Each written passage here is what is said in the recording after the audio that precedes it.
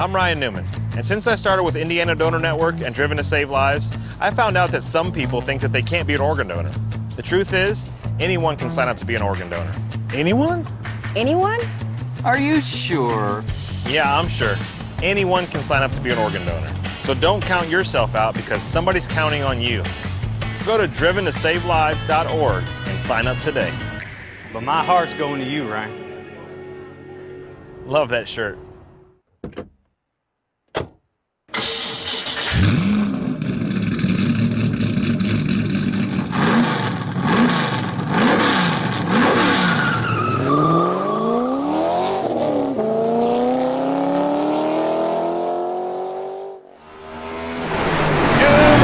Ladies and gentlemen, welcome back to another night of iRacing action here on National Racing Network. Tonight, the Stars and Cars of the Sim Racers Club will be taking on the Martinsville Speedway. My name is Chris Grant. Thank you so much for coming to hang out with us here. Ridgeway, Virginia, USA.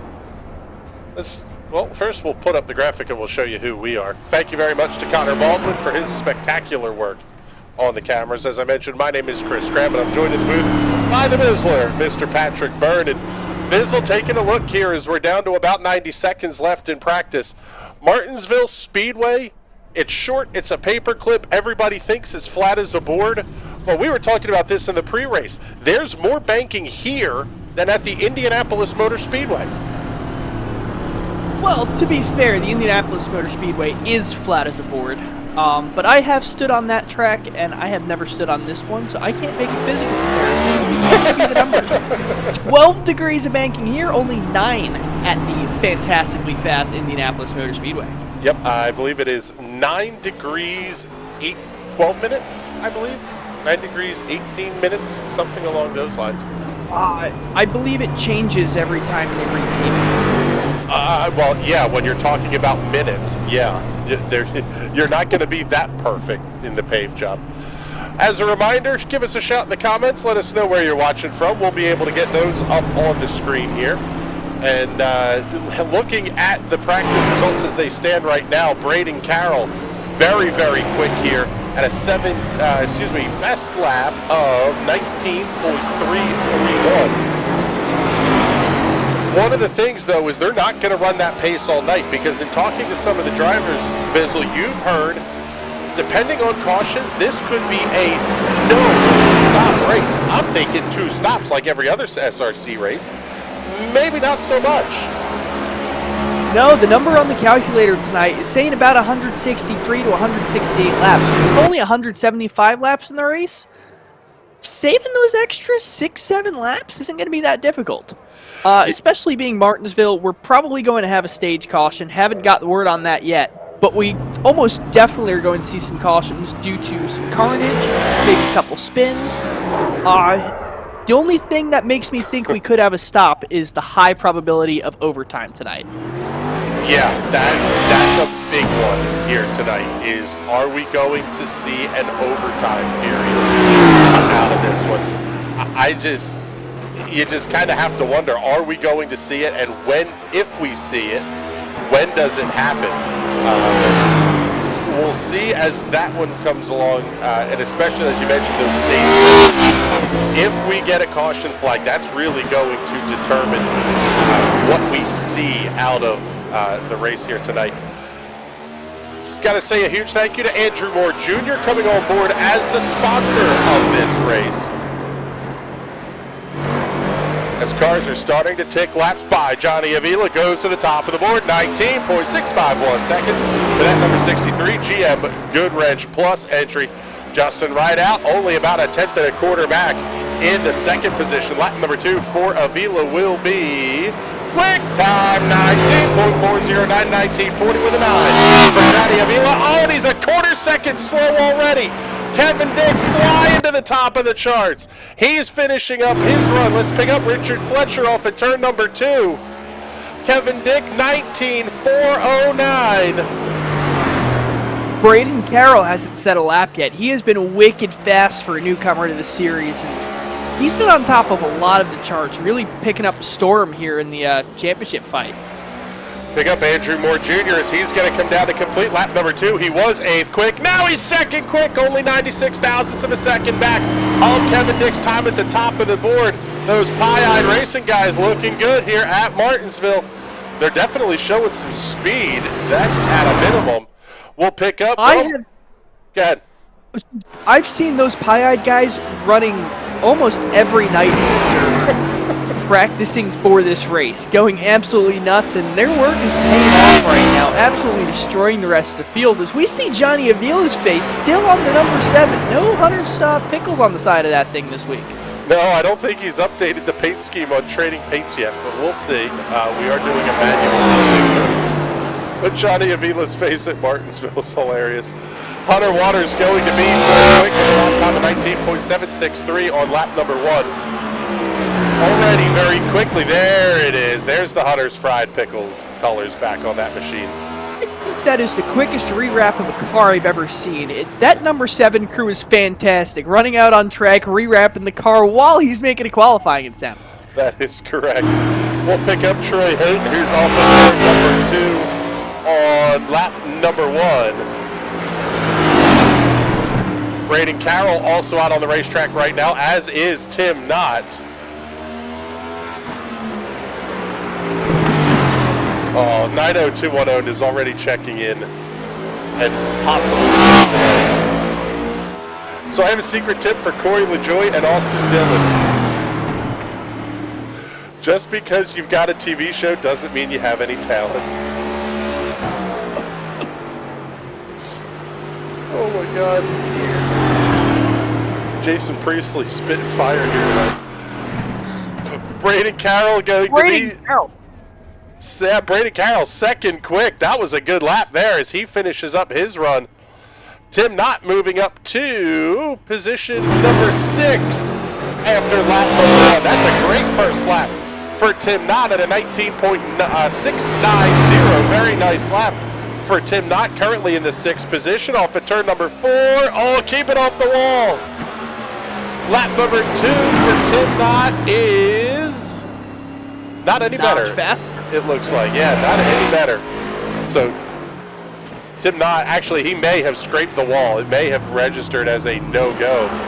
New name to us here on the National Racing Network. I don't know if he has any history here in the Sim Racers Club. We'll take a look. But Jim Thorndike in the number 59. The Sim Coaches, number 59 Chevrolet Camaro. Jim Thorndike is actually a newcomer to the Sim Racers Club. They picked him up in the recruitment race they ran last Wednesday. Picked up actually a lot of new drivers from that one. Not seeing a bunch of them tonight in the field, but I know the server had a hit of about 7-8 drivers that joined, so hopefully some much bigger grids going towards the future. Yep, just getting the word there. You see it up on the screen from Race Control. Stages at lap 40 and 90. No stage break cautions here this evening. Oh, so every caution in this race is going to be natural. Hunter Waters saying in the pre-race that if we don't get a caution by lap 60, he will drive into those yellow barriers at the attenuator. So I'm looking forward to seeing that car get launched over the catch fence and get hit by a train down the back straightaway. To the moon, baby. Oh, I love it. Following AJ Digby now as he is out on the race course. Unfortunately, only a single camera show for you tonight here. Well, single iRacing setup anyway here tonight. We are in the middle of a massive reorganization and moving project here at the National Racing Network World Headquarters. Cabling's a mess. There's computers and stuff everywhere as Digby scrapes the wall. Oh, man. Oh, that's not the way you want lap number 2 to go if you're AJ Digby, though. He's going to be 17th quick on the board at 22.296. Yes, seeing some of the pictures for the new setup has me really excited for the things we're going to put out for you, the viewer, coming in the future. Hopefully as soon as this next few months. Yeah, you're going to be seeing a lot of stuff coming out of this this new room, facility, whatever we want to call it. Multiple production staff to work on a project in one place at one time is going to be huge. Full podcasting studios are going to be in the facility as well. It is going to be pretty darn spectacular. But let me tell you though, without the air conditioning turned on yet, oh my goodness, we're dying over here. Down to 2 minutes and 45 seconds left in qualifying, and let's see, Richard Smith is still out on the racetrack. That's new colors for the 23 this week. Yeah, that's a way different look from the almost Team Watson racing colors we've been seeing out of the number 23 car. He already has his laps turned in qualifying here, so no additional lap times are going to go up, but if there's a car on the racetrack, we might as well keep the car up on the screen here. Daniel Pinkston and J.D. Wardlow are the only two cars that have not yet taken a time here at Martinsville. Now, don't you have an intercom set up at your place? Use the intercom and ask someone downstairs to bring you up some more ice cubes for the cool suit. Yeah, you know what? That's not the worst idea ever. I may just buy a cool suit because it'll be cheaper to run than an air conditioning unit. That is fantastic. We got live for a podcast and we're all in fire suits with the cool suit inside of them. The ice cubes going. Tommy Time checking in on YouTube saying we have natural air conditioning in Michigan. Well, yeah, it's only 40-some degrees here right outside of Philadelphia, Pennsylvania at the moment. Let's see. Yeah, my air conditioner is nice and turned off right now. Yeah, that is not the case here. So we'll take a look here.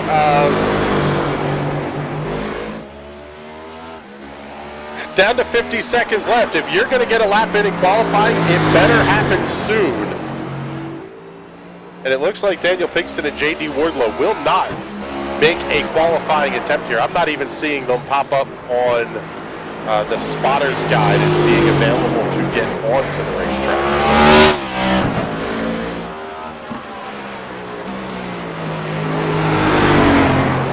Maybe having some internet trouble or hardware issues.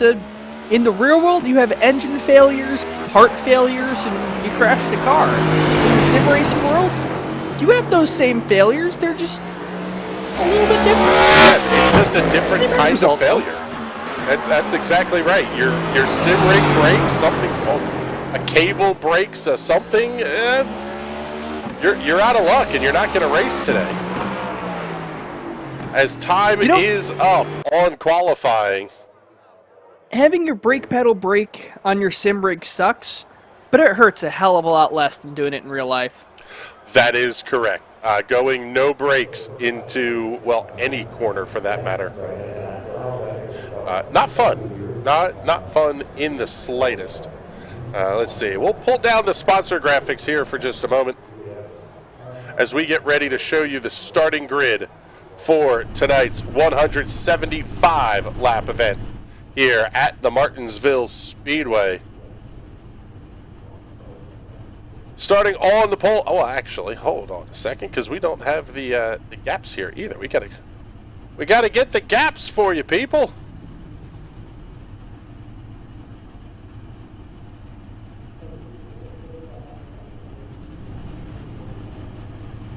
And there we go.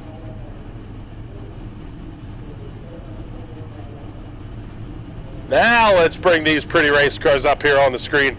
Starting on the pole with a lap time of 19.409 seconds in the custom paints and diecast number 52 Chevrolet Camaro. It will be one of your 2 points contenders this season, Kevin Dick. Braden Carroll lining up alongside on the front row in that Hendrick Motorsports number 24. The font works for the 24. But no paint scheme on that one. We got to get some sponsorship on that 24 machine. He is only going to be 10,000ths of a second back in qualifications. Andrew Moore Jr., the second of the pie-eyed racing guys on the inside of row number 2, 96,000ths of a second back in the number 77 Gulf Oil Ford Mustang. Outside of row number 2, we'll have the number 28 Woodfather Chevrolet Camaro of Troy Haight. only about 2/10 back, and he qualifies 4th. Michael Larch in the Shop Fox, number 2.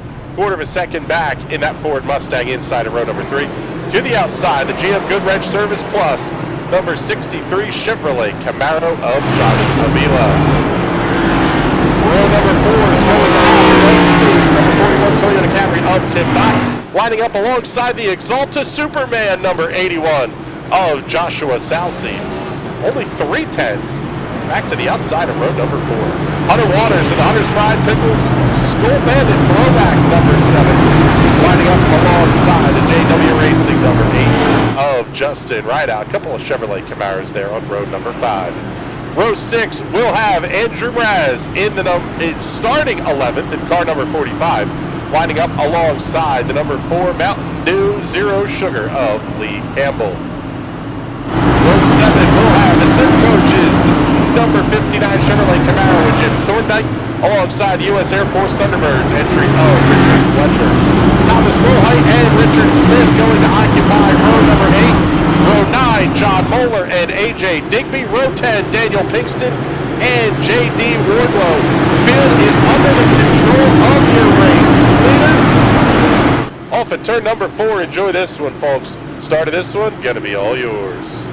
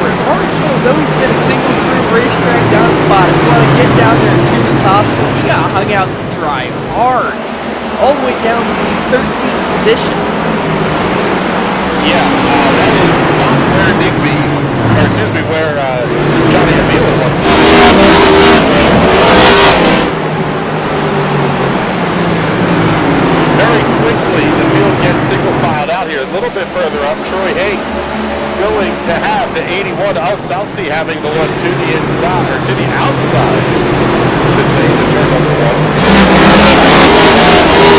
This is one of those places that you absolutely must get down to the inside of the racetrack as quickly as possible. If you're gonna make the pass on the outside, then you gotta do it in a hurry and then get right back to the bottom. Yeah, I outside here in Martinsville. Won a couple races here.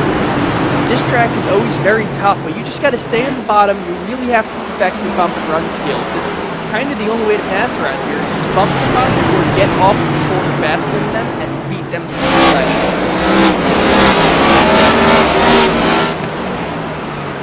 The question from 90210, can you just hail melon it?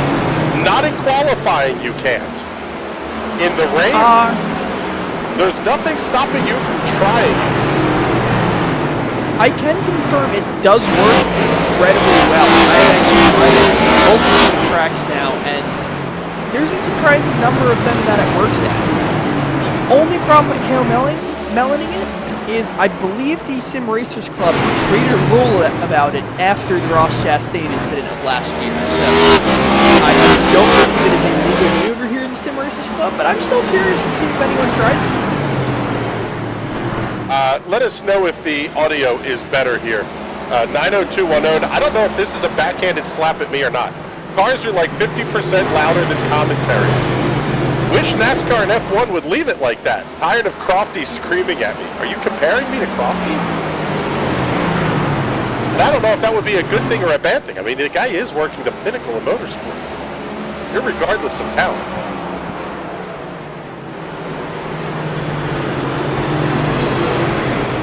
Yeah, I'm not sure how to take that one. Yeah, let's see here. There we go. Only working lap number 10 of 175.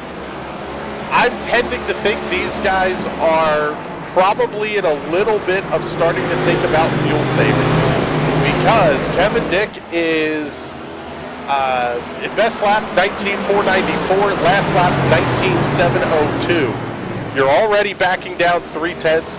No point in burning tires off, especially if this thing could go green the whole way. Yeah, Kevin Dick has almost a second on the rest of the field. And one thing I've noticed about him so far this season is it's an on-off switch. It's either full go or no go. He doesn't really have a dial where he can dial it down to 9 or 8 or even 7 and try and save a little bit of fuel and tire. He is always on the move. Okay, we haven't answered 90210. Again, I don't know if this is a backhanded slap or not.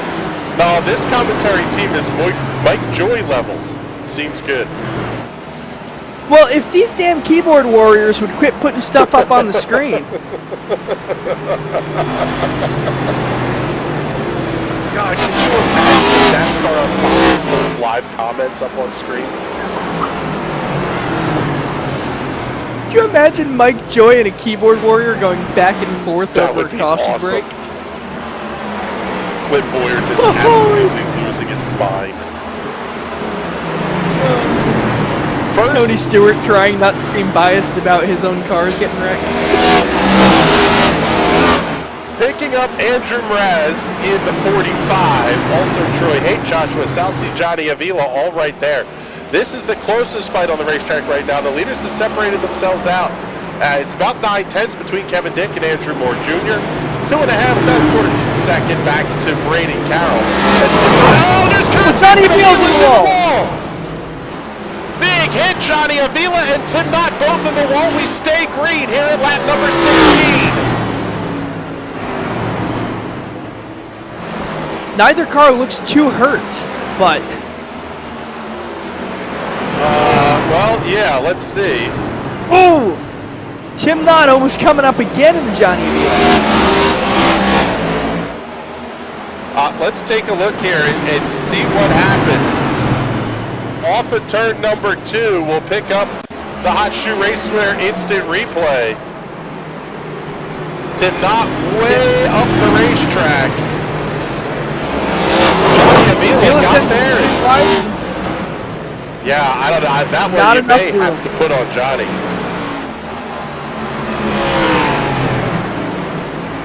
Yeah, both cars just going for the same piece of real estate, not knowing either one was there. But we do stay under green.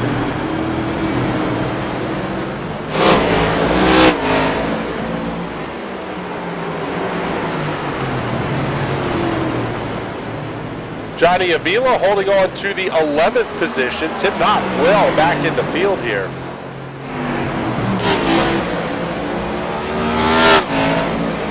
That 63 will absolutely have some damage, at least optionals to repair.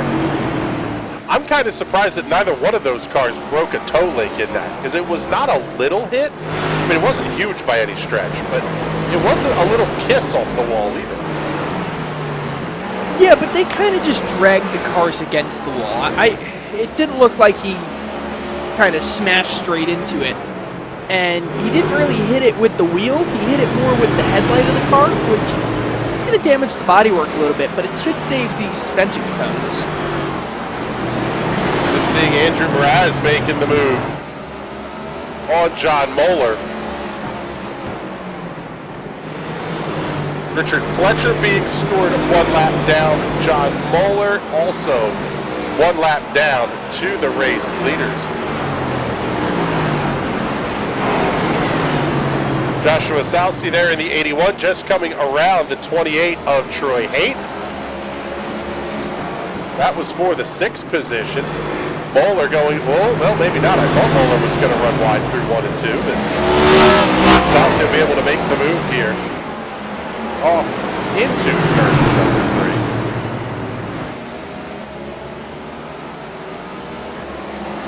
And right now, I tell you what, that contact made things a little bit interesting. This is the only real battle on the racetrack right now. Richard Smith, Hunter Waters, A.J. Digby, Tim Knott, no, not far behind. There's Waters down to the inside. Oh, baby, almost a little right side romance there from the 7.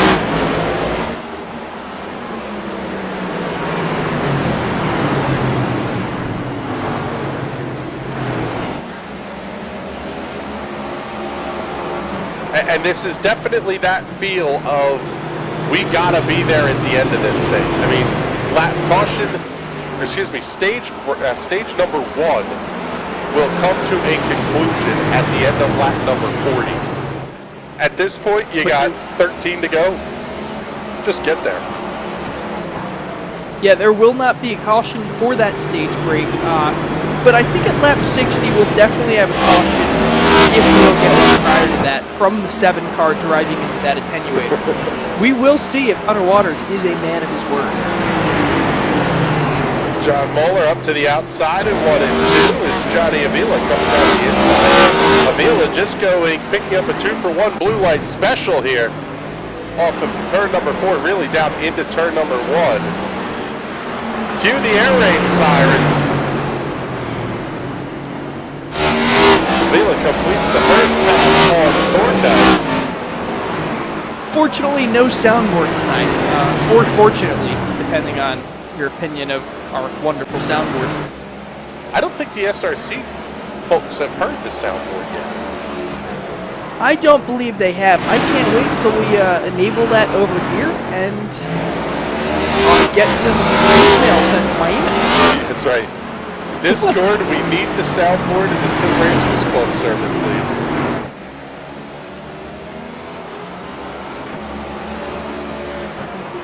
Did we ever get a graphic that showed where the viewers should forward all hate mail? No, but we can work one up though. Actually, we can do that really easily here.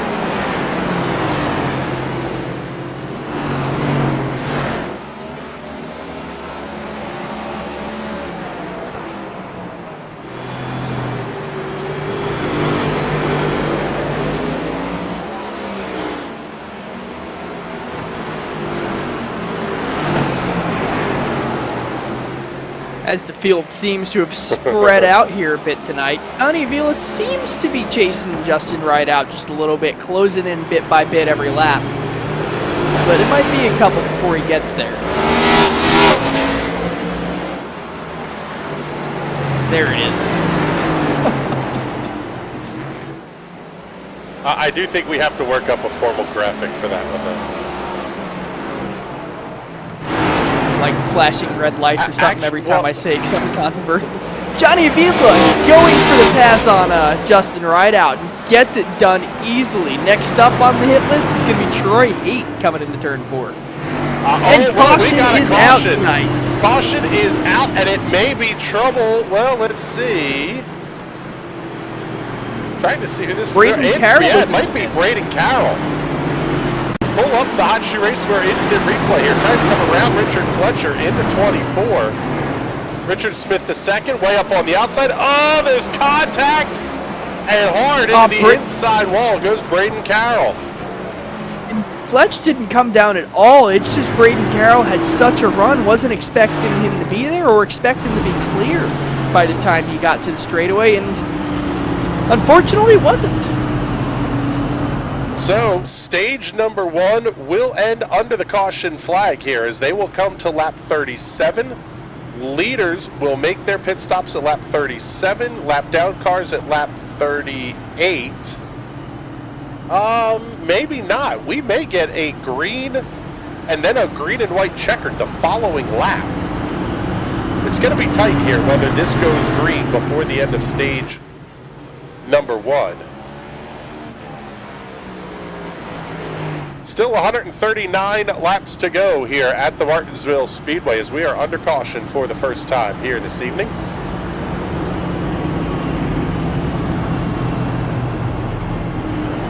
And interesting that nobody among the leaders electing to come down pit lane.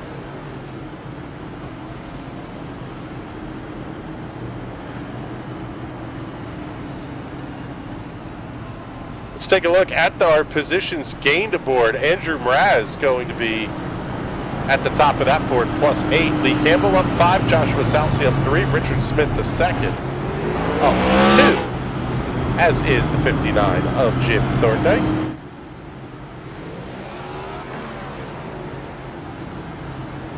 Should come, well, okay, I am a little confused 23 of Richard Smith should have to head to the back of the line. I wonder if we haven't extended this caution and kept the pits closed.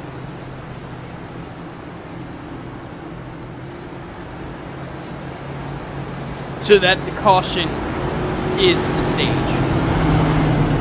Yes, because the 23 is being cycled to the rear of the field now.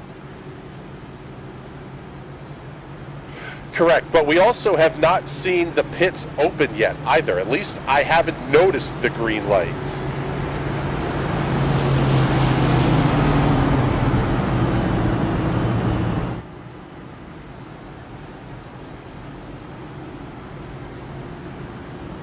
But they are going to come around now to lap number 40. So this will be the end of stage number 1. Kevin Dick will pick up the stage win.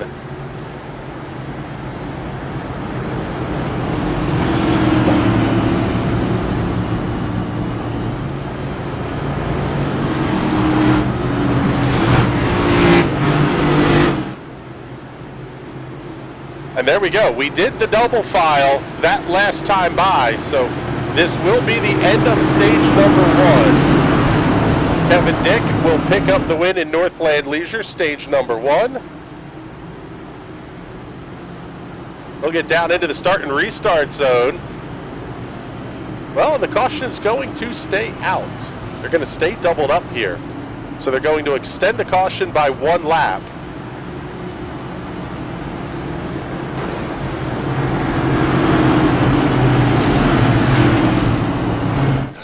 Okay, here's the answer from race control. The stage 1 scoring ended the moment the yellow flew. So that's why we're seeing the extra lap here on the caution flag. So working lap number 41, they will come into the restart zone and get ready to roll. Only 5 cars electing to restart on the outside. Oh my goodness. What a restart from Kevin Dick. Andrew Moore may be on the shuffle bus. Johnny Avila trying to work that outside lane with him as well. This comment came in earlier, but it applies right now too. Can I get an order of chicken fingies from Gapplebee's? You can say that again. That's twice on the starts now. Kevin Dick. Oh, no. He seems to be starting the way I start. Just kind of hold off a second once the pace car comes in. Or actually, we have restart zones in this series, so yeah, just hang on a minute and kind of use the field on what you're about to do and just gun it. Yeah, you're not trying to go the road and get to the restart zone. But you also don't want to wait too long either, because people are going to start stacking up and it causes potential carnage, especially in a place here like Martinsville where you just have to be on the bottom side of the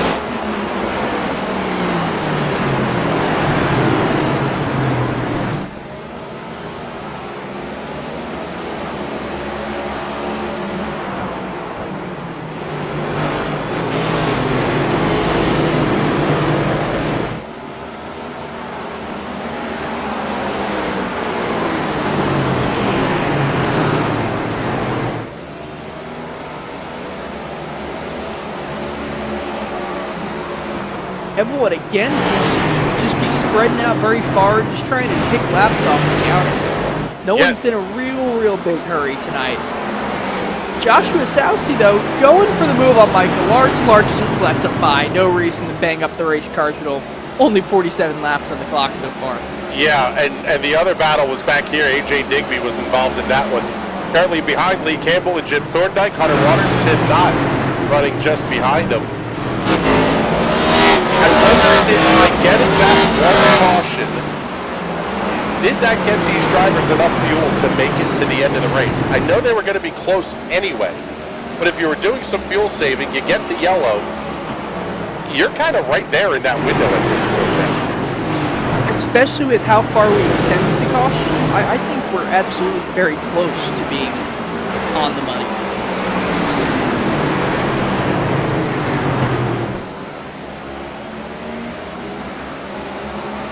So lap number 50 is going to go up on the scoreboard. 126 laps to go here at Martinsville.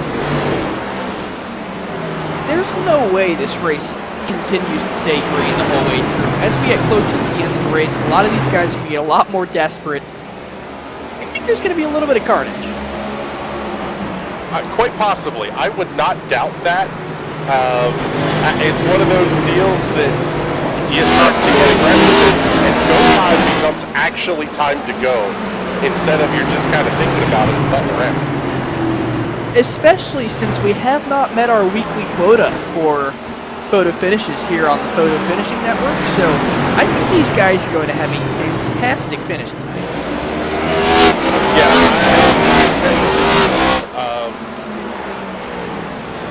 I don't know. I see this thing being really good late in this race, especially if we get a caution. Everybody is going, well, later in the race anyways, trouble possibly for Tom Wilhite on the racetrack as we go into the caution for the second time here at lap number 53. Let's take a look here and see what happened to the 19 P1 battery machine in turns 3 and 4. Little too much off the corner, around he goes. Ooh, buddy, pretty big hit. I'm not sure Geico's going to cover that one. No, and especially not if you cover up their signage and banners. Well, yeah, but he hit it, so we pointed the camera at it. So that's good for them. They want people to hit those. Let's take a look here and pick up our pit lane cameras because race leaders are on pit lane. Kevin Dick, Joshua Salcy, Andrew Moore, Troy Haight, Jim Thorndike, Lee Campbell, Hunter Waters, Tim Knott, all on the pit lane. Braden Campbell, the first car out of the race, he will finish in the 18th position. Daniel Pinkston, J.D. Wardlow did not start this one, so only 18 cars making the green flag. It'll be a 4-tire change for Kevin Dick. That car is going to be down and away. 14.9 seconds for 4 fresh Goodyear Racing Eagles, 2 cans of Sunoco Racing Fuel. Second off of pit lane is going to be the 81 of Joshua Salcy. Richard Smith coming off third. Andrew Moore Jr., well, now he's going to come around Richard Smith. So Moore is going to be the third car off of pit lane. Hunter Waters fifth, and Jim Thorndike should be the 6th car off of pit lane there.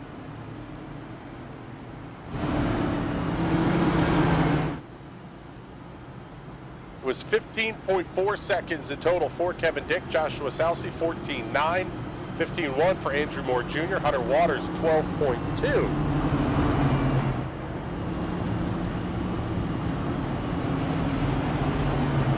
So now we're starting to see the strategy play out a little bit. Kevin Dick, Salcy, Andrew Moore, Hunter Waters, Thorndike, all of these guys have another set of tires available to them in the box.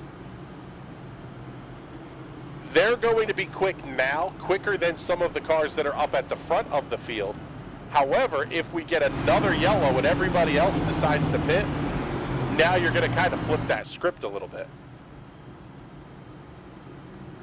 Yes, it really puts these guys who didn't pit kind of in the danger zone, because if they decide that they have to pit, they're getting cycled right to the back. Especially since no one's really going to need another stop throughout this race. It's going to make those guys really desperate. On the flip side, though, if we stay green the whole way and they can make it to the end, then this could be a huge advantage for them. Yeah, I like the strategy call. Quite frankly, I like the strategy call both ways. I don't know that you can say either one is the smart play right now. If we get another caution about, I would say, before the end of stage 2, I think you'll see all these cars who did not pit. They'll come down. Johnny Avila has already made a pit stop. He was in for 7 seconds. But that was 20 or so laps ago under the last caution. Justin Rideout made a stop. He's 21 laps into the stint. Same for AJ Digby. So these guys that stopped earlier using the track position to their advantage. We go back to green, and it's a good start for Andrew Mraz. He's going to play a good battle here for third between Larch and Rideout.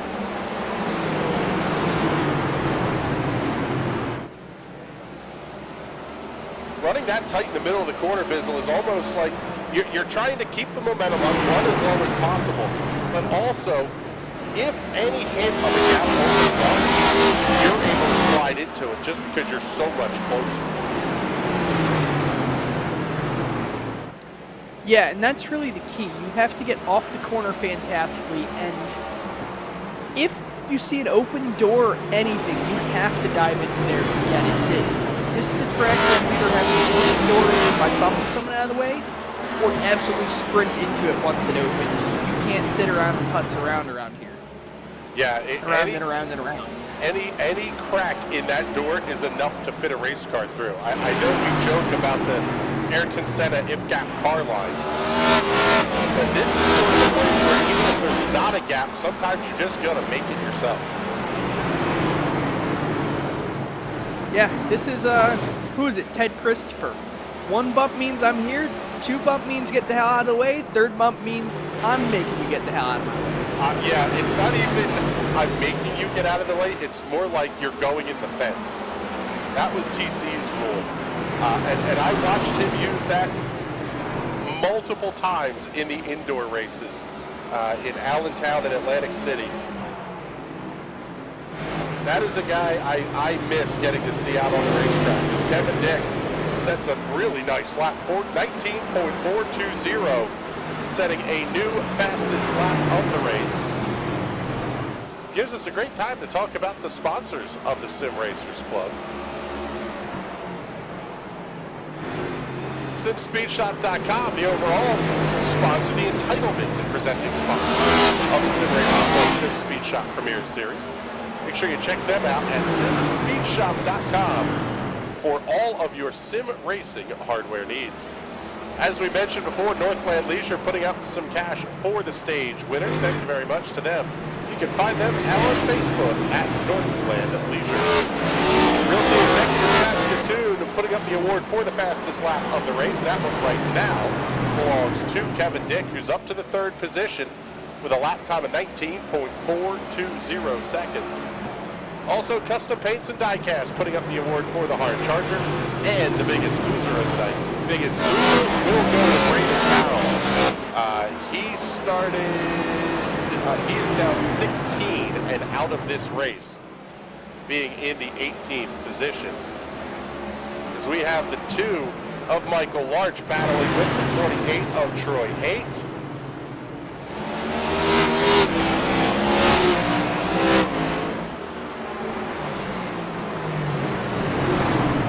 Almost had 3 wide there with John Moeller all the way on the high side. That could have gotten a little hairy. Moeller doing a pretty nice job of keeping himself clear and out of the way.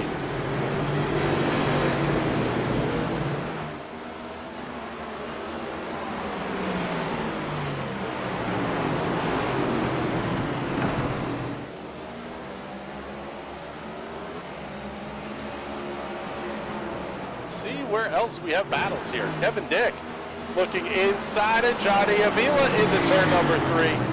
Johnny knows he's not going to be able to hold off Kevin Dick and Andrew Moore on the fresher tires. It's about 15 laps of difference there. The big question is how quickly can Kevin Dick get caught up with Andrew Mraz? Mraz has not stopped yet. He has 71 laps on those tires. But if the plan was do this race without stopping, then you're doing it without stopping. So at this point, you kind of got what you got if you're Andrew Mraz up front. Yeah, I mean, you're kind of screwed if you pit because most of the field doesn't need to pit anymore. So you're going to be stuck behind them with no chance to cycle back up towards the front. The one I really hope we get is that late race caution with like 20 or 25 to go. Because then it really is decision time. If you're the leader and you pit, nobody else is coming. If the leader doesn't pit, it brings the options up for everybody else. Do you put new sneakers on, or is track position more important? I think right now we're seeing Andrew Mraz put it out there. You don't need to have super fresh rubber here. Even this far into the run after the restart, 19 laps in. Kevin Dick he's caught him, but he's not there to attempt the pass yet. He's getting a little handsy out there, and I wouldn't be surprised if he starts bumping him out of the way here soon. Love it when we have drivers getting handsy out on the racetrack. Well, they call it grab ass for a reason.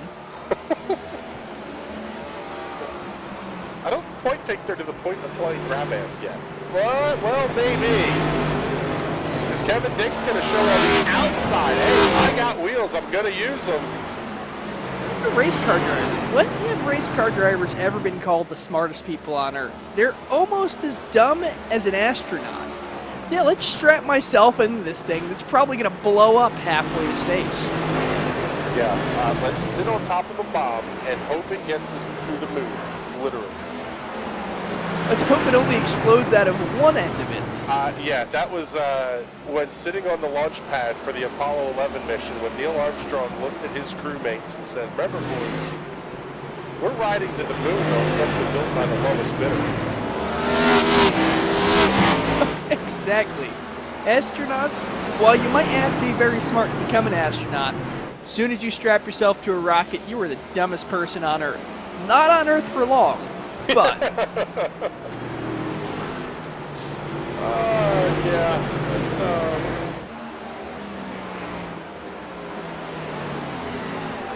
you get that one up there.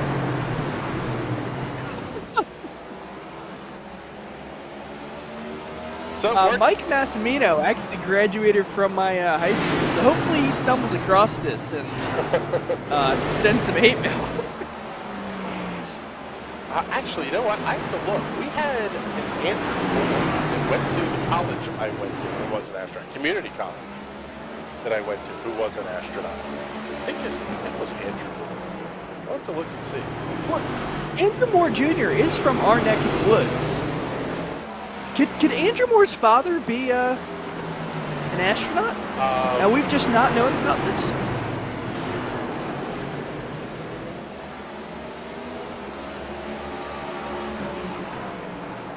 Let's see. We are Google boxing furiously here. Yes.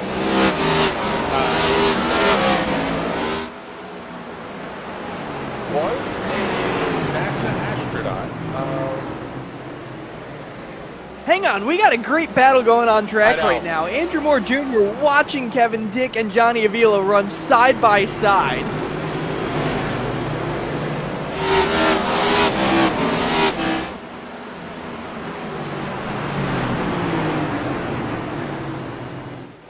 Three wide going into turn 2. Holy cow. Or I was turn 4. They look the same here.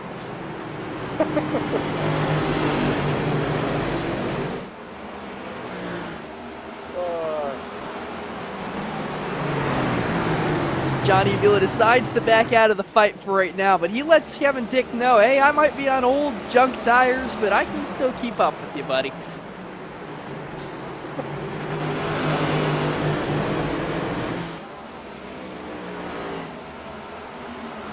I'm sorry, Andrew Allen. That's who I was thinking of.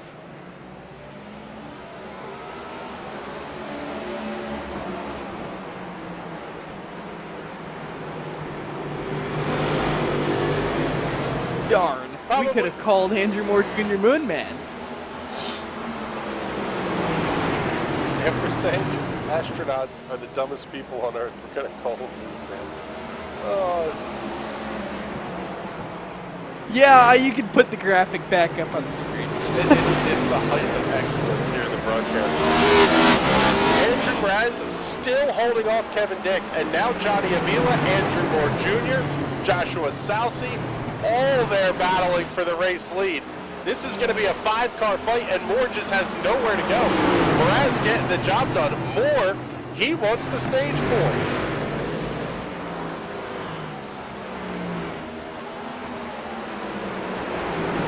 I don't know if he's going to try and take stage points away from Kevin Dick, though. Those two guys are teammates, and Kevin Dick is currently in a dogfight with Johnny Avila for the points title.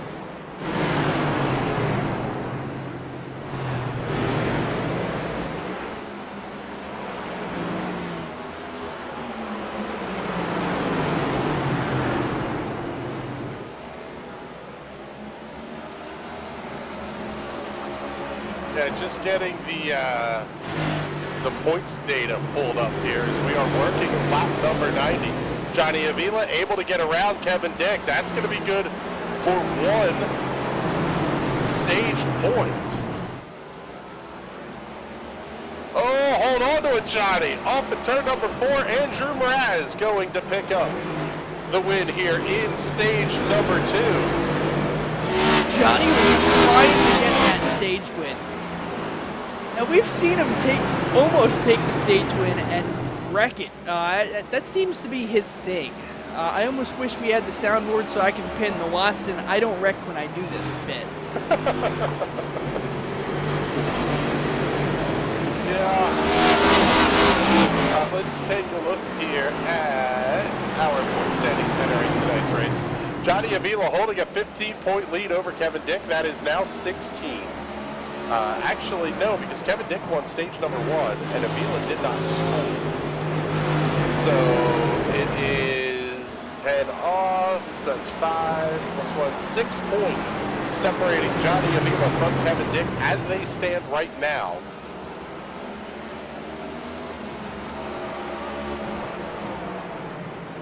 Johnny Avila having completed, I believe, a series high 949 laps on the season. That's impressive. Now Avila looking inside of Mraz, maybe a little bit of right side romance off of turn number 4. They'll drag race to the line. It'll be Avila by about a 10th.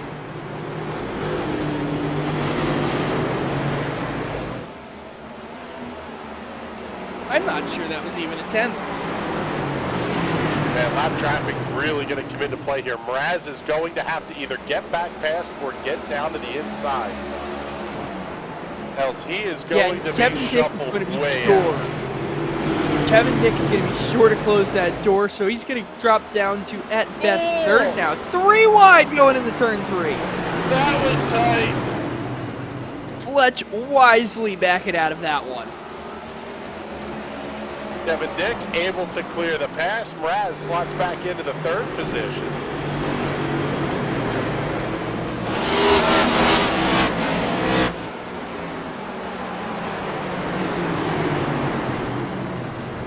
So now your top 5 will still be nose to tail. Salsi also able to get around Andrew Moore Jr. Possible we could see a couple of shakeups in the points here tonight. Oh, as the 45 of Mraz goes around. Caution flag is out. Quick loops it back around. Did he have help or? That's what I'm wondering.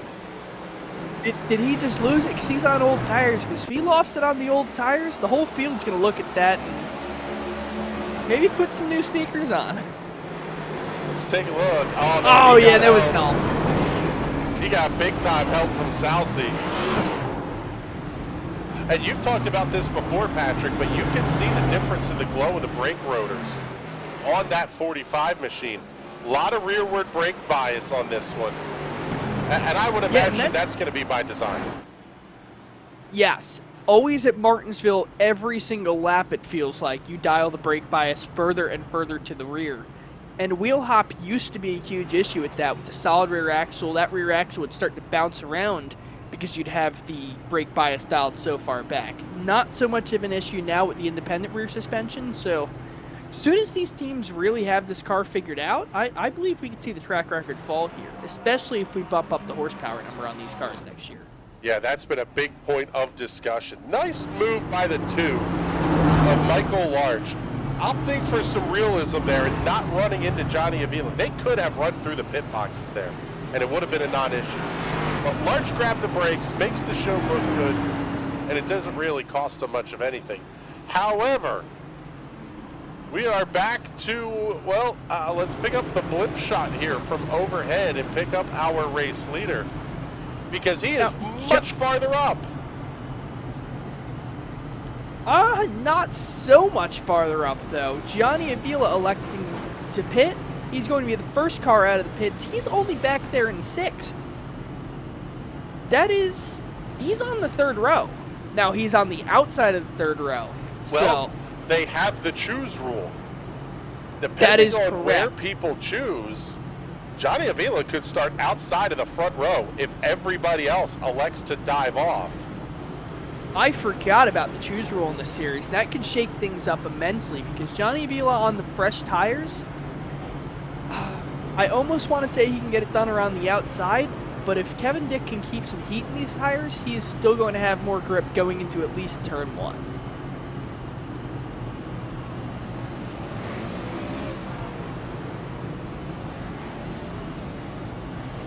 And it looks like we have a penalty that is coming here. Car 81, Joshua Saucy to the rear. The contact is what's going to put him to the rear of the field.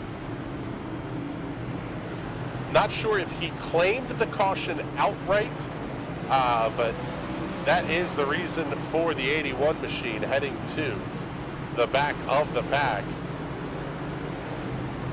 As the field is now doubled up and getting ready to roll.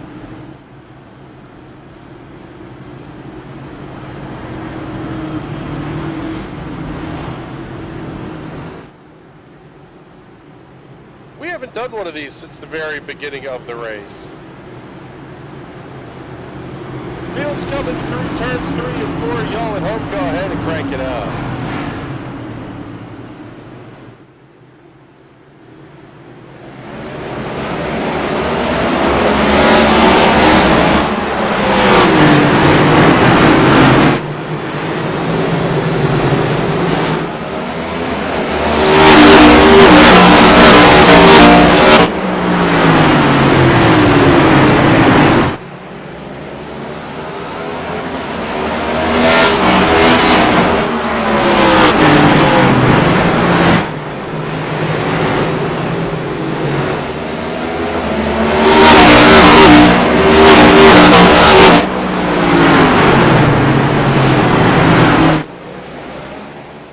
I just absolutely love the sound of these stock cars. Oh, and Hunter Waters goes around on the front stretch. Caution is out at lap number 106. Seems like he's in a pickle there.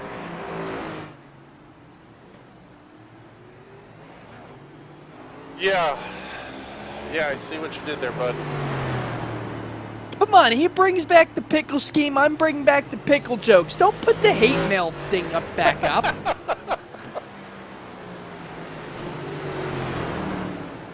And I'll tell you what, Johnny Avila was able to clear Kevin Dick. Yeah, Johnny Avila is now your race leader. You had your doubts about him getting back up to the front. Well, let's take a look here. Johnny Avila inside of Kevin Dick.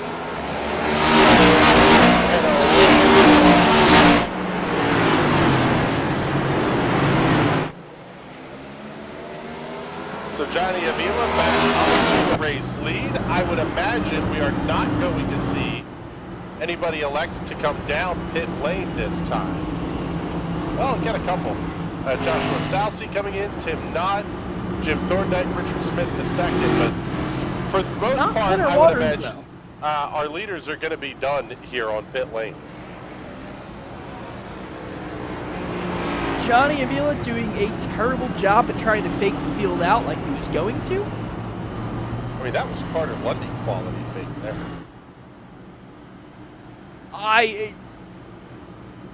That fake might have faked out Carter Lundy, and that's about it. Oh my goodness. That's fantastic. Thank you to everybody that's tuned in on YouTube and on Twitch here. We appreciate you coming to hang out with us. If you like the show, give it a like, give it a share, do all that sort of stuff. We have the super chats available and whatever the heck it is on Twitch that you can do as well. Thank you very much to our channel members that are watching tonight here as well. We appreciate all of you. There's a button somewhere there on your screen that you can learn how to support our broadcast. It's only a couple of bucks a month. And it helps us make things cheaper for the leagues that we broadcast. And allows us to do things like broadcast the Camel GT Happy Hour, the Silver Crown races on Monday night. Those are not funded by those leagues. Those are, sponsor funded, and they have some backers attached to them. But your support goes a long way in keeping those shows on the air as well. most importantly, your support allows us to buy ramen noodles for Johnny Avila.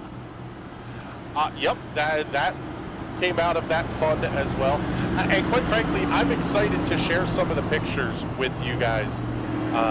Maybe we'll do it on the YouTube side for the members, and we'll share them up to the Facebook and Instagram pages as this project comes along. But this is a huge change for us here at NRN. The ability to have multiple people working in one place on these shows at one time is going to take this to an entirely different level of quality, and it's something that we're really looking forward to bringing you guys. Well, we're doubled back up. It is time to go racing here. Lap number 111 of 175. There will be 65 laps to go this time by the start-finish line.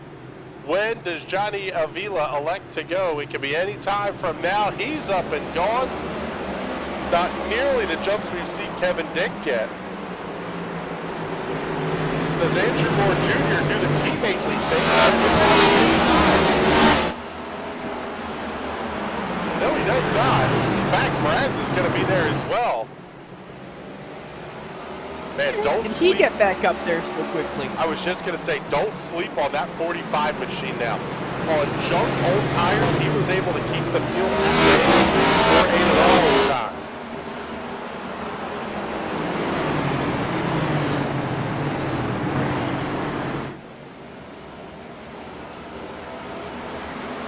Trouble for Richard Smith the second. That car bounces off the outside wall. He was running in the 10th position. Able to get back down to the inside. At what point in this race, Patrick, we talked a little bit earlier about it's time to go actually becomes go time. Oh, and Mraz spins and Kevin Dick's going to be involved.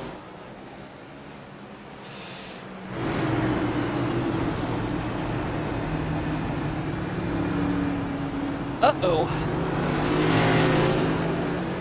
Yeah, ruh-roh, rash row. Well, if Kevin Dick didn't have a reason to put new tires in the car before, he definitely does now.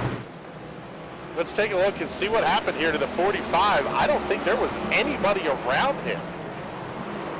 No, that car, yeah, just you know what? The rear tires up. Did he not readjust the brake balance after the pit stop? That is very possible. Left it all the way back towards the rear like you would as the tires start to wear and the car starts to push. Smash the pedal to the floor like you normally do, and it just spun around on him. Well, and as you mentioned, Kevin Dick's going to come down pit road this time, along with the 45 of Mraz. Now, he will be penalized EOL as the cause of the caution. However, he's kind of going EOL anyway, just based on the outcome here. A couple of cars on pit lane. That's going to be Lee Campbell, also Jim Thorndike.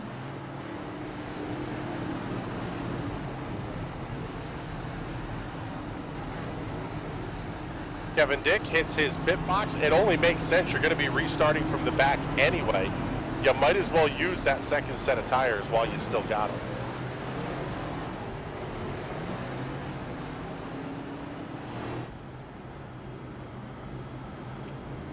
Let's take a look here and see who we might have to talk to here. Let's see if we can talk to Johnny Avila here, our race leader. Johnny, you were at one point almost backwards on the racetrack. Now you're back up in the race lead. How's the car feel, and what are you thinking here as we've got about 57 to go? Well, as long as I'm in first, the car feels great. If I get past, it's garbage. So I'm just kind of hoping that the race can go green and I can take this thing home. That is Ricky Bobby logic if I have ever heard it. You ain't first, you're last. Oh man. You might get a Wonder Bread car for next week. Hey, I love me some bread. I don't know, it's been interesting. Yeah. I almost died going into turn 3, lap 1, so I put myself in the wall there. Miraculously didn't get any damage. I just want to apologize to Tim Knott. At one point, we were 3 wide, and I kind of just hit him by mistake. So, it's got its ups and downs, but right now it's looking more up. All right, buddy. Well, good luck the rest of the way here. We'll see if we're talking to you again in Victory Lane a little bit later. All right, buddy. See ya. There you go. There's Johnny Avila. He is always a good interview. I know we bring him into the booth a lot with us, but quite frankly, that's because the guy is just absolutely hilarious. At the choose code, Johnny Avila elects the inside, Andrew Moore, as does Troy Haight in the 28 machine. The two of Mike Larch, the first of the cars to elect to restart on the outside, as does Joshua Saucy. So it's going to be Avila and Larch on row 1, Moore and Saucy row 2. Row 3, Smith and Haight. How about Richard Smith the second? Nice run here up to the 5th position.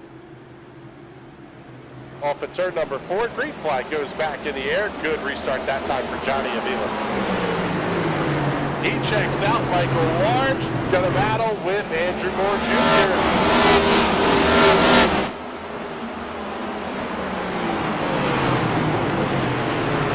Jr. with the advantage on the low side. He sponsored this race. He wants to have his name in victory lane as well. Yeah, that's kind of what I'm seeing as well here. Put the cash up to put your name on the event. You want to have a good showing, and Andrew Moore is doing just that tonight. Justin Rideout locked in a pretty good battle here as well. That's a little bit deeper in the pack with Troy Haight. Or excuse me, with Kevin Dick. Kevin Dick already up to the 8th position after that pit stop. Dick has led the most laps of anybody here tonight, leading 59 circuits. Mraz led 40. Oh man, he goes around. Going for a ride. Saves it though. Maybe off the bumper of Kevin Dick. Are we going to see a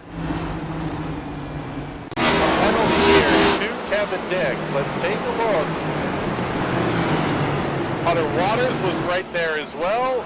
No, we will not see a penalty. He just looped it all on his own. He's going to head to the back of the line. So sort of a self-serving penalty there.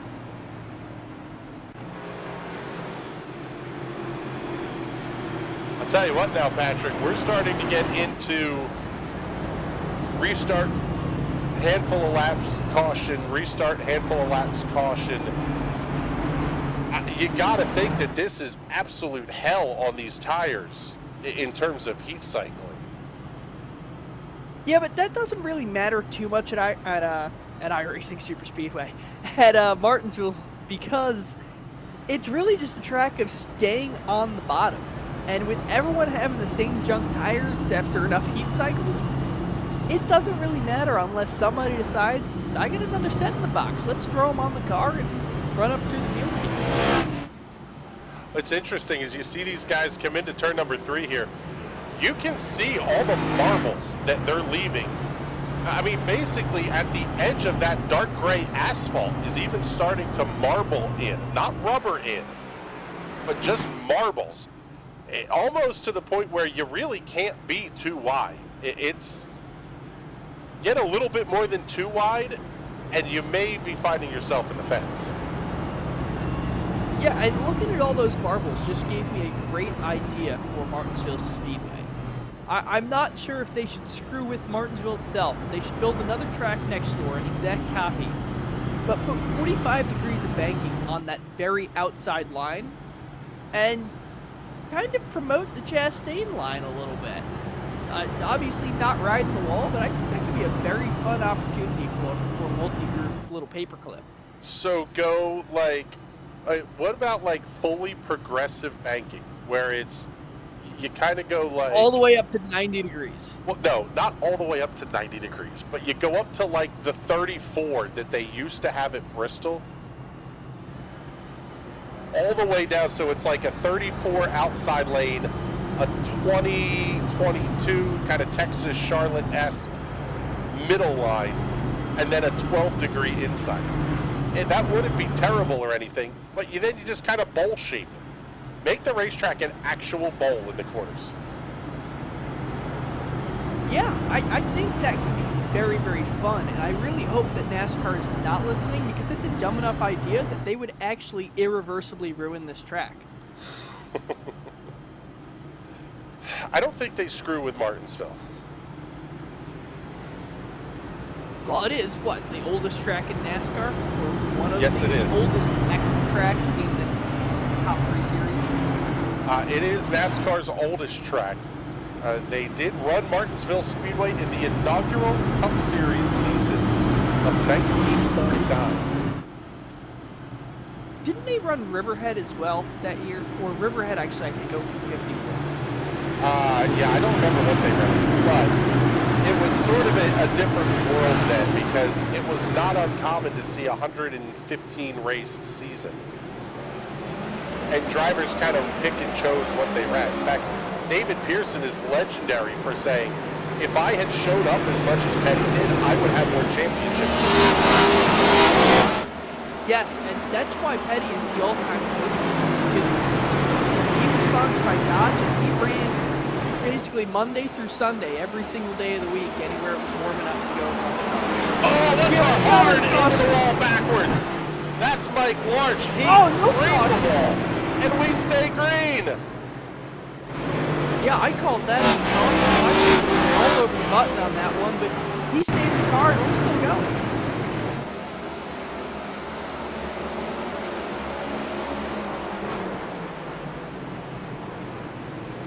Wow. How is that not a yellow? It's okay. Oh, here we now go. the Here's caution's going to come out. Let's take a look and see what happened here. Separate incident for Mike Large.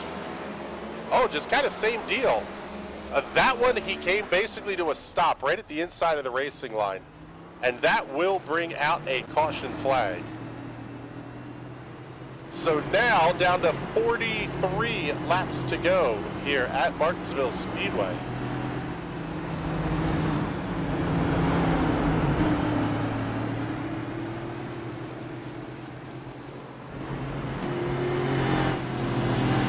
Do we see? Well, guess not. We will not see any of our leaders come down pit lane this time.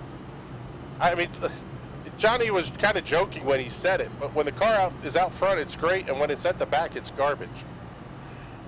That's sort of how Martinsville is, though. When you have clean air and you get all that nice clean airflow over the downforcey parts of the race car, it feels really good, and you don't want to have to pass people here. So I just don't see any way that these guys are going to come down pit lane at this point.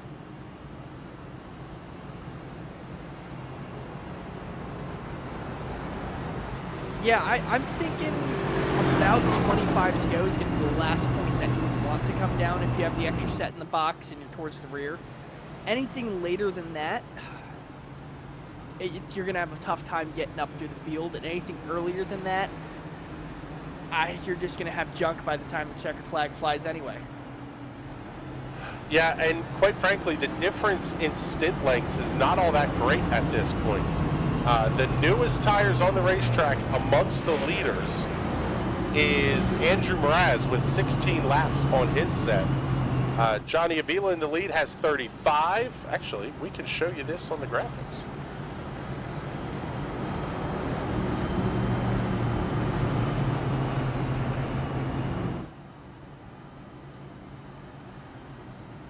So Johnny Avila has 35 laps on his tires. 27 for Joshua Salsi in second. Andrew Moore Jr. with 36 laps in third. There's Kevin Dick and Andrew Mraz, both inside of 20 laps on their tires.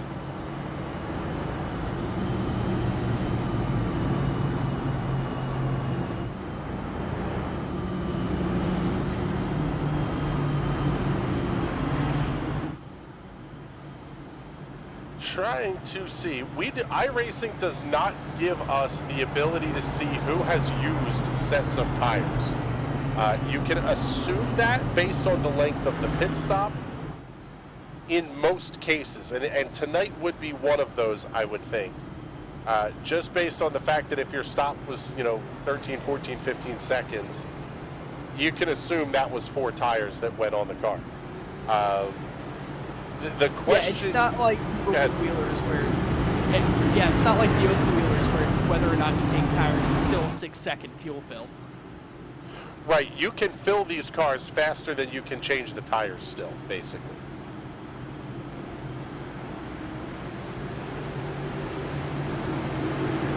So Avila and Salsi, he's going back to front as well. Well, front to back to front.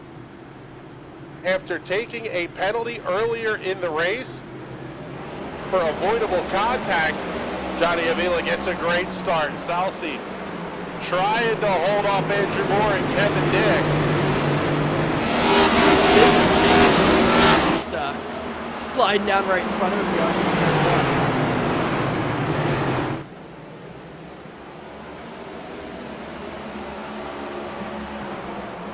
Now you wonder if there's any, like, I don't want to say team orders. These guys are going to race each other hard, but at some point, the difference between finishing third and finishing fourth or fifth or sixth becomes pretty big. It's big enough that it's going to cost Kevin Dick a bunch of the standings.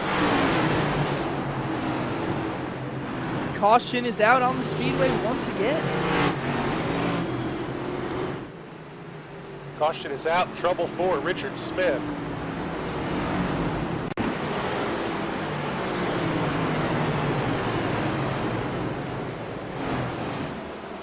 This looks like same kind of deal, just spinning out right in front of that Geico restart zone, and Geico is really loving all the free advertising today. Well, and I'll tell you what. These are race cars. I'm going to back this up here just a little bit, and we are going to go kind of, oh, well, maybe.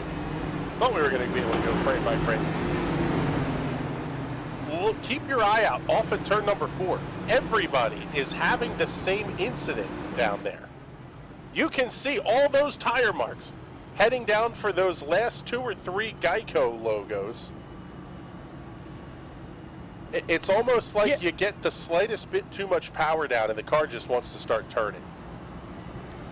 Yeah, and that's another thing with the independent rear is that you can start sliding the car and it'll hook and really just dive down in towards the inside wall.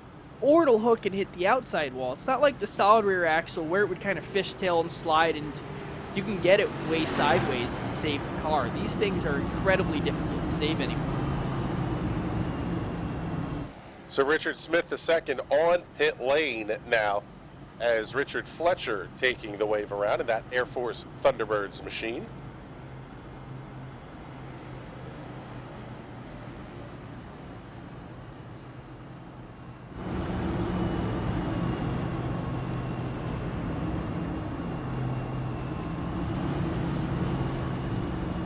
Let's see. Comments have gone quiet here. Hopefully, everybody is still enjoying the show, as we are down to 33 laps remaining here at the Martinsville Speedway. Coming up tomorrow night, it will be the U.S.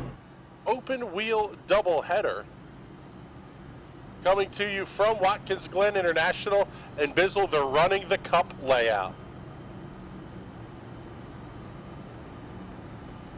Hell yeah. That is no going camper to be parking spots in this one. That is going to be an absolute blast. Those cars on the NASCAR circuit, without the boot, the run down into the left-hander, that left-right section, I believe that's turn 7 on the NASCAR circuit, is so much fun, and those cars can dive into there incredibly quickly. Yeah, it's going to be hairy. It's going to be fun to watch.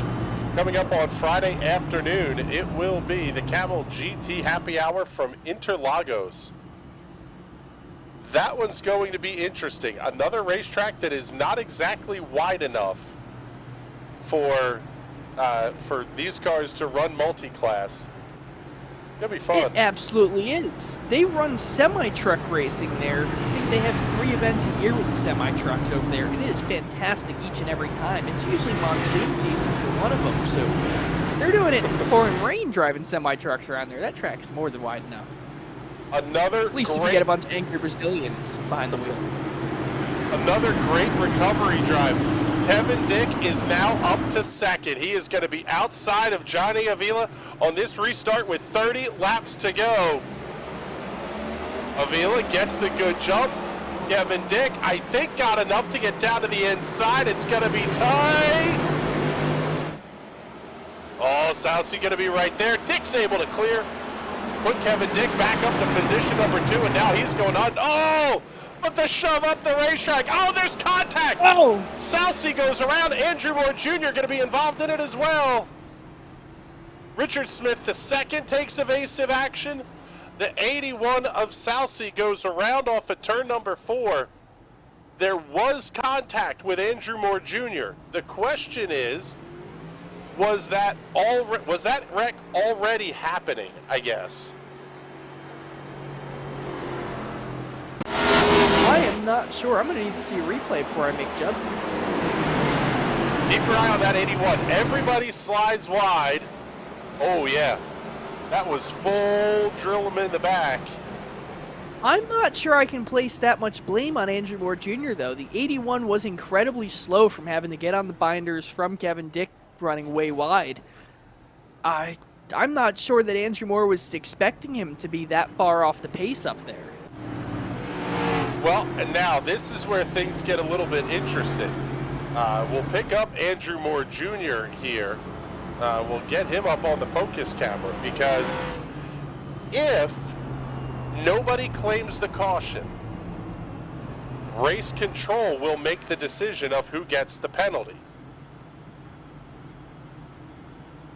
That comes with a different set of penalties. If you claim the caution, you just go to the back, it's no big deal. It's handled in race. If race control has to make that call, it's a different part of the rule book that comes into play there.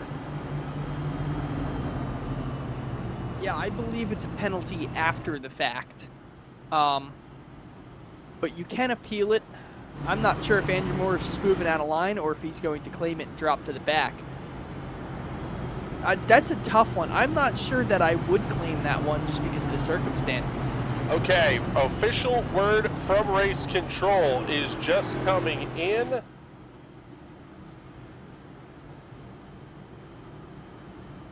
Just getting it set up here to go up on the graphics as well.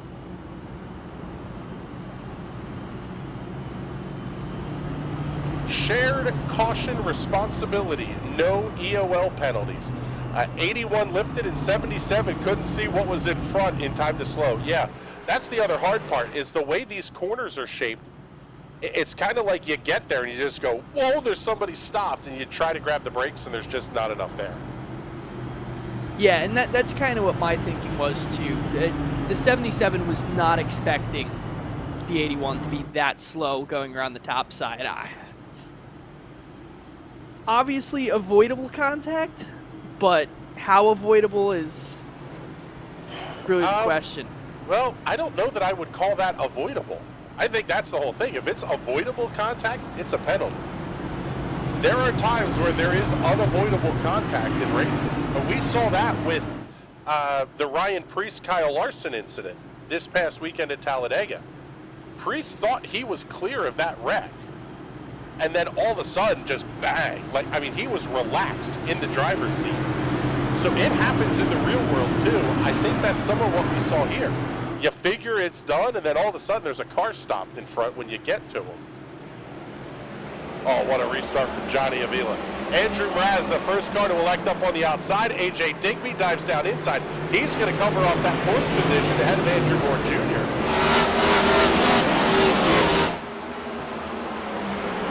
Kevin Dick trying to fight back on the inside on Andrew Mraz. They'll continue to be side by side. Oh man, we've got somebody hard into the wall. I heard the bang. No caution as of yet. Could be John Moeller. We will stay green. 3 wide into 3. Oh, that's not smart. Lee Campbell wisely backs out. Richard Smith bounces it off the safer barrier. Saucy all the way down to the inside on Campbell into 1. Running this hard at the back of the pack, there is not a chance we don't see another caution flag before the end of this race.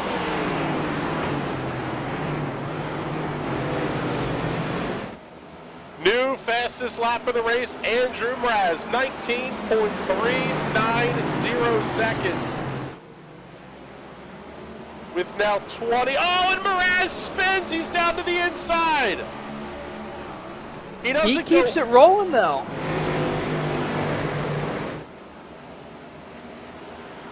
He kept it rolling, and his chances at a win are over without another caution. Yeah. Where did Hunter Waters come from? At the local dirt track, they always told us, if you get in a spin like that, just hang on to the binders and let the caution come out. Because if you get rolling, you might be screwed for the rest of the race. Yeah, I have always been a proponent of a car that stops on the racetrack and restarts should be a DQ. You purposefully brought out a caution to benefit yourself. I'm not saying save the car completely and smash in the brakes, but if you're in a spin like that, just let her spin. Do your best to keep it out of the wall and let her go. There's an art to it. The difference here is that iRacing calls the caution. So if that car is able to get moving again, you're not going to get it. If it doesn't happen right away, it's not going to happen at all. Unless you stop in the middle of the racing line. That will draw the attention and penalties. Your two championship contenders are the two at the head of the field with 15 to go. Johnny Avila and Nick separated by about a quarter of a second. Call it 3 car lengths to 3.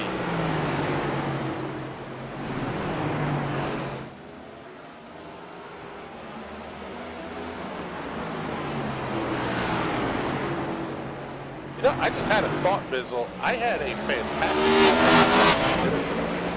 Completely neglecting that it was Martinsville race night. Should have made up a batch of Martinsville hot dogs with the slaw and the onions and the accoutrement. Gotta be a foot long dog. The Martinsville dogs are not foot longs. No? Nope. They are. I would come with the assumption that they were foot long dogs. Nope. They are pink slime hot dogs. And I mean nuclear pink. And they put onions and coleslaw and beans and relish and... Oh, I love the Martinsville hot dog. Basically, the toppings of every part of the country, they put them all on the same hot dog. Up in the Midwest, we always just put onions on them. I do like a good dog with onions. Quite frankly, ketchup, mustard, that'd be good enough too. Oh, the yellow is out. AJ Digby may have a problem. He's spun around down to the inside of the racetrack.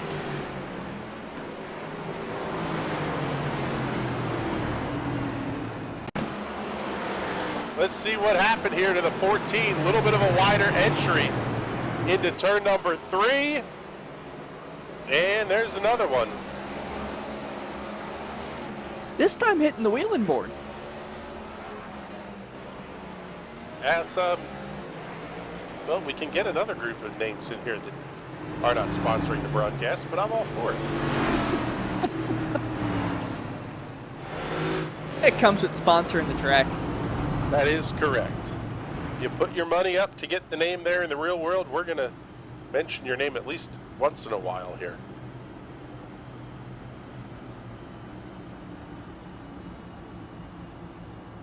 So now we are down to 9 laps to go, and it's going to be about 7 to go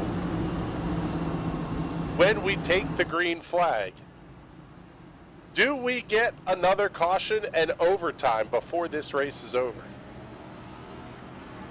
I can say almost definitely. These guys are on hard chunks of rubber, basically rocks around the car at this point.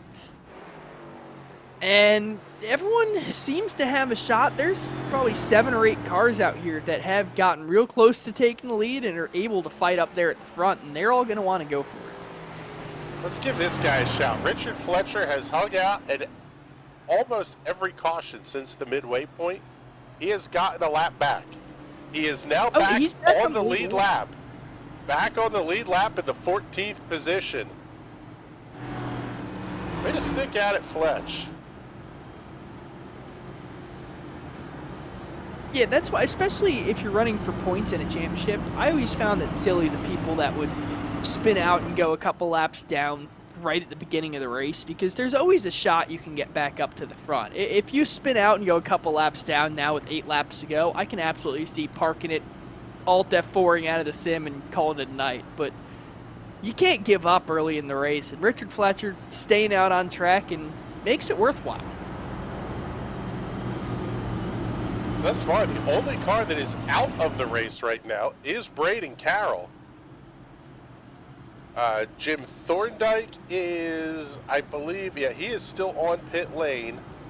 But John Muller's still on the racetrack. 16 cars on the racetrack. However, AJ Digby is on pit lane with what is likely to be a pretty decent damage repair bill to have to pay.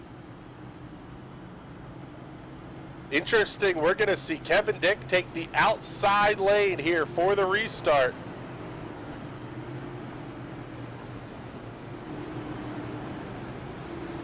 Andrew Moore Jr., his teammate, will line up third. Is this where you might see a coordinated teammate restart? Even if Kevin Dick says, hey, I'll let you let me in, I'll let you around. He just doesn't. He can't take the risk of getting freight train because Hunter Waters is the third car in line on the inside. As we are down. Definitely make sure Kevin Dick can't get down.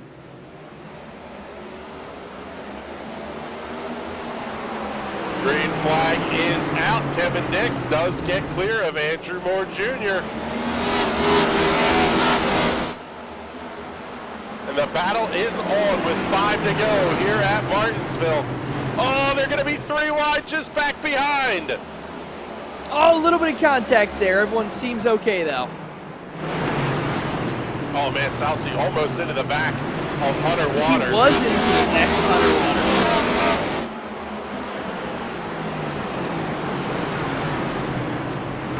Larch and Southsea going to continue to battle now. Here comes Mraz having the look on Andrew Moore Jr. Kevin Dick just set the fastest lap of the race. 19.389. He's on the charge with 3 to go. Yeah, he's about to the back bumper of Johnny Avila. Avila is going to have to play hard defense here if he wants to stay in the lead and win this race. 2 laps remaining at Martinsville.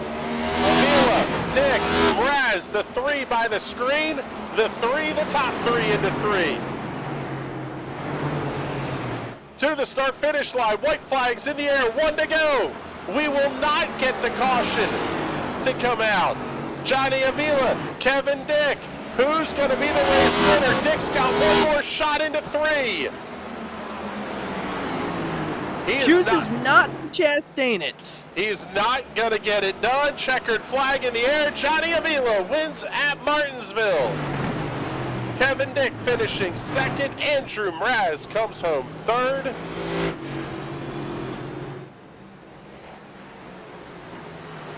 These are the races that I wish I was in. I'm not running for points in this series. Kevin Dick Chastain'ing it around the pit wall now. Oh, that was I would have awesome. absolutely Chastained there. Absolutely penalized me. You can't take my points away. I don't have any.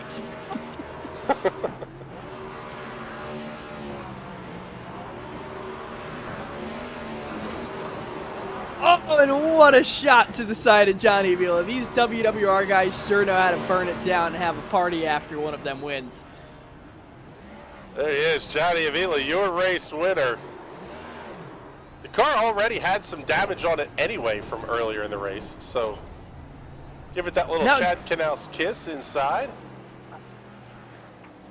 I do not see the door bars bent up after that shot, so I have a feeling these iRacing cars are a little stronger than the rear-wheeled counterparts. I see what you did there. Let's take a look at the race results. Kevin Dick, 0.3 of a second back. Andrew Mraz comes home 3rd. Hunter Waters, Andrew Moore Jr. complete the top 5. Thank you very much, Andrew, for your sponsorship of tonight's race. 6 through 10 going to be Joshua Salsi, Mike Larch, Troy Haight, Justin Rideout, and Thomas Wilhite.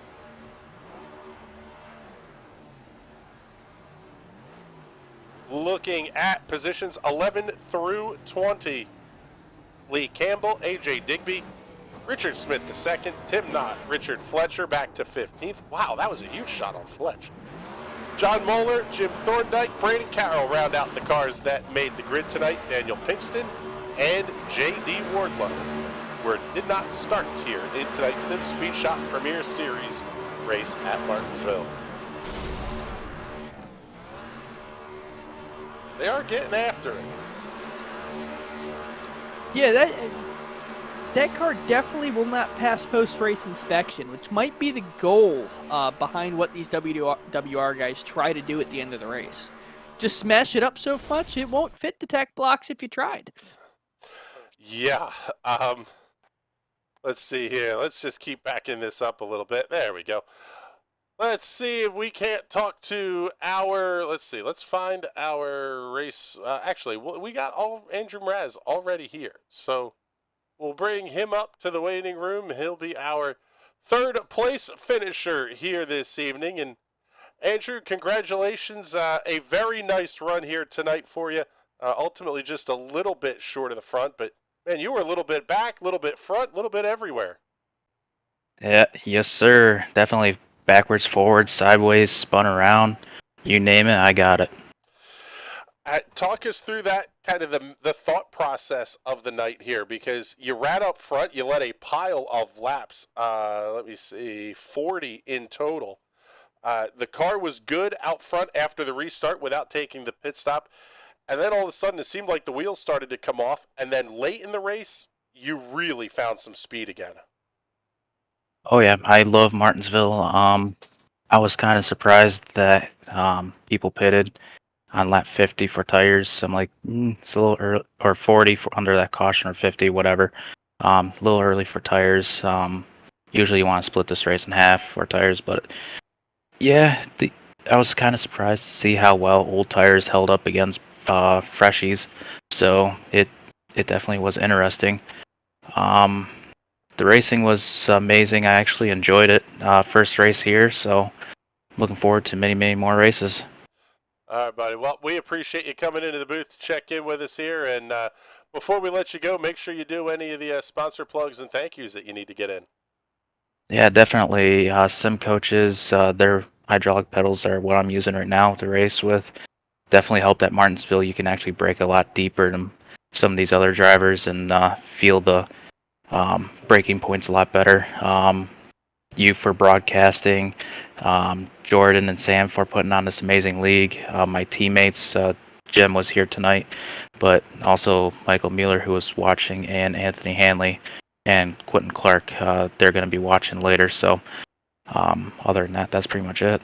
All right, buddy. Well, thank you much. We appreciate you coming to check in with us here on a really just a fantastic night of racing here on a Wednesday night. Let's bring in our runner-up finisher here tonight, Mr. Kevin Dick. And Kevin, I'll tell you what, I was fully expecting maybe not a dump, but an absolute shot in the rear to Johnny over those last couple of laps.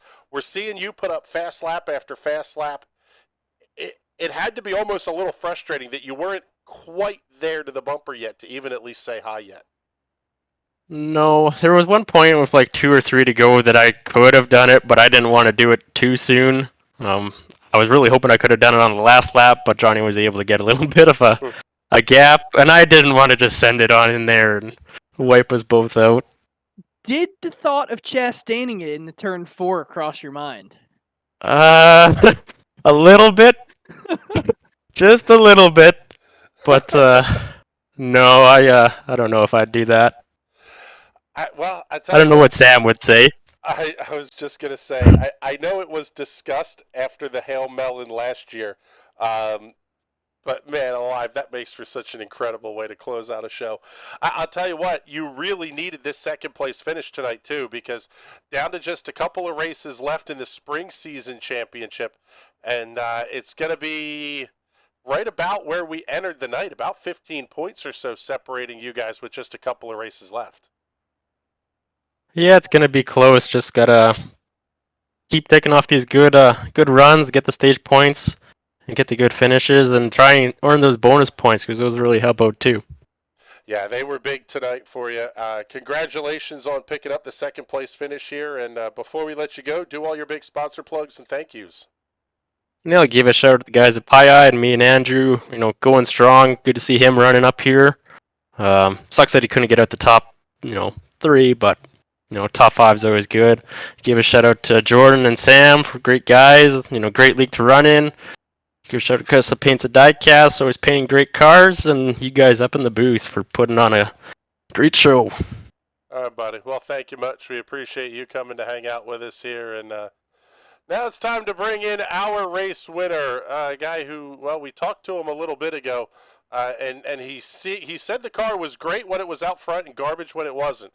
I guess you felt pretty good over those last handful of laps then, Johnny, because that car was good, and you had just enough on the last lap to hold off Kevin. Yeah, it was good enough. Can't really complain about that. With 2 laps to go, Kevin was close, so I was expecting him to hit me. But he was saying he was going to wait till the last lap to do it, and I was lucky enough to build just a big enough gap in that time. So it was a lot of good, hard, but clean racing all around, so that was a lot of fun. We talked to you during the interview, during the race, about going back to front, but looking at it in hindsight, that's not as easy as it sounds. It's not as simple as just benefit from the choose cone once or twice, and hey, look, I'm back at the front. You got to really earn those positions. Yeah, but I'll be honest.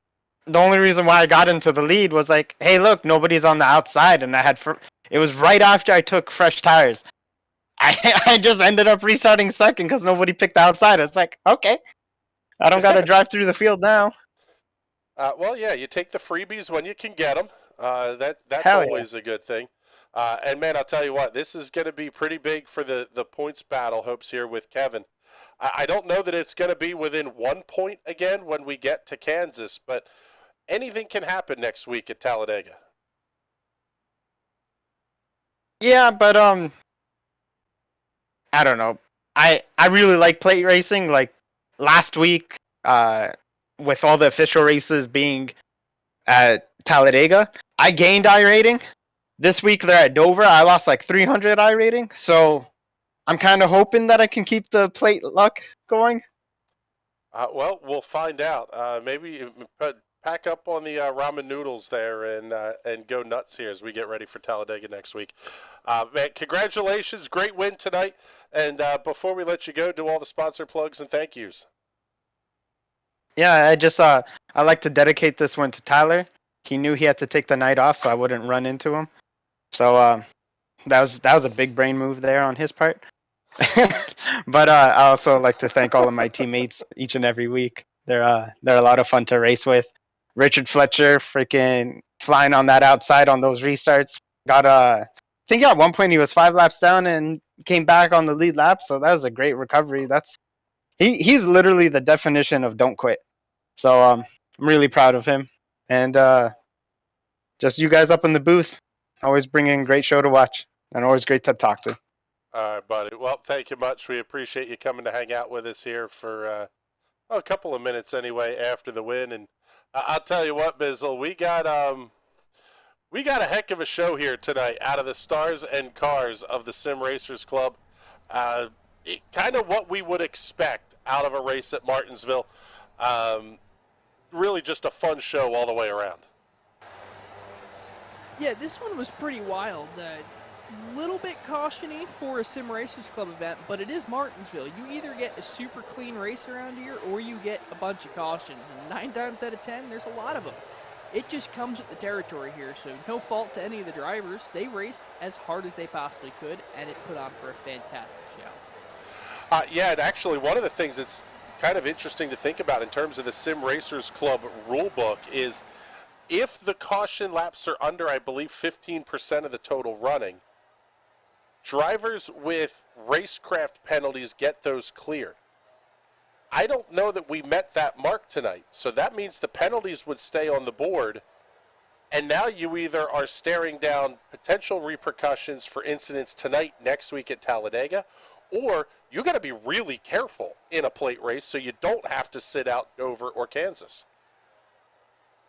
Yeah, that's a really, really great point, because where if you don't have a racecraft penalty, you might go for a crazy move there, either towards one of the stage breaks or towards the end of the race, maybe send it 4 wide, just try and get as much as you can. If you already have a racecraft penalty or two, you might sit back and let the field run away from you a little bit and just try and play it safe. Yeah, it's going to be interesting to watch next week what we get at Talladega Super Speedway.